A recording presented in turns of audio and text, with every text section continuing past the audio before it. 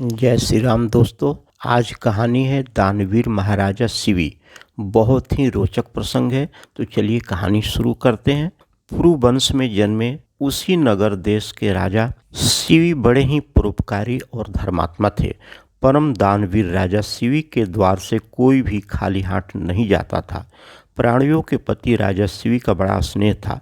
उनके राज्य में हमेशा सुख, शांति और स्नेह का वातावरण बना रहता था। ईश्वर भक्त राजा शिवी की चर्चा स्वर्ग लोक तक होती थी। देवताओं के मुख से राजा शिवी की इस प्रतीति के बारे में सुनकर के इंद्र और अग्नि को विश्वास नहीं होता था। अतः उन्होंने उसी नरेश की परीक्षा करने की ठानी और एक युक्ति निकाली। अग्नि ने कबूतर का रूप धारण किया और इंद्र ने एक बाज का रूप धारण किया। दोनों उड़ते उड़ते राजा शिवी के राज में पहुँचे। उस समय राजा शिवी एक धार्मिक यज्ञ का अनुष्ठान कर रहे थे। कबूतर उड़ते उड़ते अंतर्नाद करता हुआ राजा शिवी के गोद में जा गिरा और मनुष्य की भाषा में बोला, राजन, मैं आपकी शरण में आया हूँ, मेरी रक्षा कीजिए। थोड़ी ही देर में कबूतर के पीछे पीछे बाजू भी वहाँ पर आ पहुँचा और बोला, राजन, निसंदेह आप धर्मात्मा और परोपकारी राजा हैं। आप कृतज्ञ हो, धन से, झूठ को सत्य से, निर्दयी को क्षमा से और क्रूर को साधुता से जीत लेते हैं। इसलिए आपका कोई शत्रु नहीं है।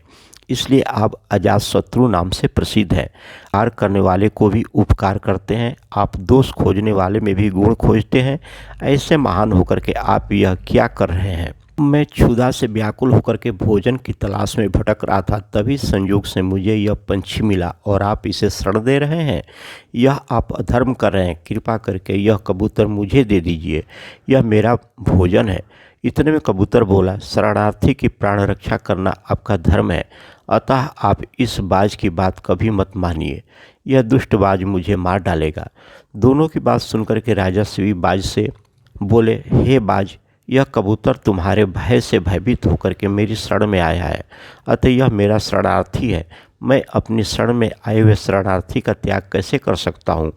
जो मनुष्य भय, लोभ, ईर्ष्या, लज्जा या द्वेष से शरणागत की रक्षा नहीं करते या उन्हें त्याग देते हैं, उन्हें ब्रह्म हत्या के समान पाप लगता है। सभी जीवों को अपने प्राण प्रिय होते हैं। समर्थ और बुद्धिमान मनुष्य को चाहिए कि असमर्थ और मृत्यु भय से भयभीत जीवों की रक्षा करे। अतः हे बाज, मृत्यु के भय से भयभीत यह कबूतर मैं तुम्हें नहीं दे सकता। इसके बदले तुम जो चाहे खाने के लिए मांग सकते हो। मैं तुम्हें वह अभीष्ट वस्तु देने को तैयार हूँ। तब बाज बोला, हे राजन, मैं क्षुधा से पीड़ित हूँ। आप तो जानते ही हैं, भोजन से ही जीव उत्पन्न होता है और बढ़ता है। यदि मैं क्षुधा से मरता हूँ तो मेरे बच्चे भी मर जाएंगे। आपके एक कबूतर को बचाने से कई जीवों के प्राण जाने की संभावना है। हे राजन, आप ऐसे धर्म का अनुसरण कर रहे हैं जो अधर्म को जन्म देने वाले हैं। बुद्धिमान मनुष्य उसी धर्म का अनुसरण करते हैं जो दूसरे धर्म का हनन न करे। आप अपने विवेक के तराजू से तौलिए और जो धर्म आपको अभीष्ट हो वह मुझे बताइए। राजा शिवी बोले, हे बाज, भय से व्याकुल हुए शरणार्थी की रक्षा करने से बढ़कर के कोई धर्म नहीं है। जो मनुष्य दया और करुणा से द्रवित होकर के जीवों को अभय दान देता है, वह देह के छूटने पर भी सभी प्रकार के भय से मुक्त हो जाता है। धन, वस्त्र, गौ और बड़े बड़े यज्ञों का फल यथासंभव नष्ट हो जाता है, किंतु भयाकुल प्राणी को दिया अभय दान कभी नष्ट नहीं होता। अतः मैं अपने संपूर्ण राज्य और इस देह का त्याग कर सकता हूँ, परंतु इस भयाकुल पंछी को नहीं छोड़ सकता। हे बाज, तुम्हें आहार ही अभिष्ट है, सो जो चाहो सो आहार के लिए मांग लो। बाज बोला, हे राजन, प्रकृति के विधान के अनुसार कबूतर ही हमारा आहार है, अतः आप इसे त्याग दीजिए। राजा बोला, हे बाज, मैं भी विधान के विपरीत नहीं जाता। शास्त्र कहता है, दया धर्म का मूल है, परोपकार पुण्य है और दूसरे को पीड़ा देना पाप है। अतएव तुम जो चाहे सो दे सकता हूँ, परंतु ये कबूतर नहीं दे सकता। तब बाज बोला, ठीक है राजन, यदि आपका इस कबूतर के प्रति इतना ही प्रेम है तो मुझे ठीक इसके बराबर तौल करके अपना मांस दे दीजिए, जिससे मैं अपनी क्षुधा शांत कर सकूं। मुझे इससे अधिक और कुछ नहीं चाहिए। प्रसन्न होते हुए राजा शिवी ने कहा, हे बाज, तुम जितना चाहो उतना मांस मैं देने को तैयार हूँ। यदि यह क्षणभंगुर देह धर्म के काम न आ सके तो इसका होना व्यर्थ है।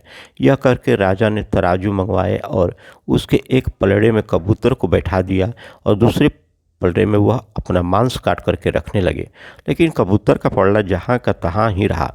तब अंत में राजा शिव स्वयं उस पलड़े में बैठ गए और बोले, हे बाज, ये लो, मैं तुम्हारा आहार तुम्हारे सामने बैठा हूँ। इतने में आकाश से पुष्प वर्षा होने लगी, मृदंग बजने लगे। स्वयं भगवान अपने भक्त के इस अपूर्व त्याग को देख करके प्रसन्न हो रहे थे। यह देख करके राजा शिव विस्मय से सोचने लगे, इस सब का क्या कारण हो सकता है। वह दोनों पंछी अंतर ध्यान हो गए और अपने असली रूप में प्रकट हो गए।